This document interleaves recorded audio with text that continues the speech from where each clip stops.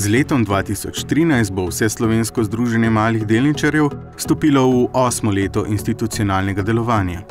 Ponosni smo, da nam je uspelo učinkovito in celovito organizirati skrb za pravice in interese malih delničarjev v številnih gospodarskih družbah ter Republiki Sloveniji nasploh. V tem času smo postali in še utrdili vlogo kredibilnega in upoštevanega sogovornika, tako pri pripravi področne zakonodaje ter pri sprejemanju odločitev o prihodnosti marsikatere gospodarske družbe, kakor tudi v širšem družbenem, evropskem in mednarodnem kontekstu.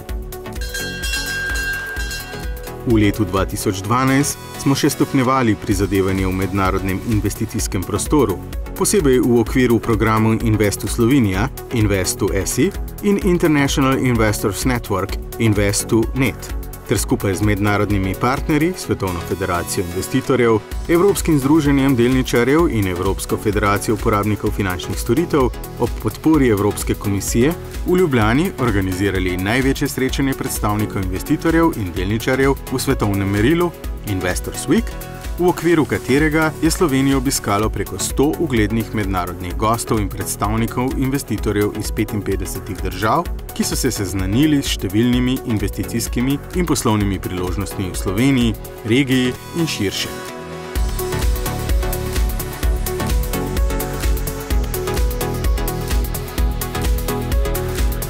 Ob tem smo pripravili mednarodno investitorsko konferenco in sejem Investo Expo, kjer se je neposredno predstavilo 29 podjetij, gospodarskih subjektov in institucij.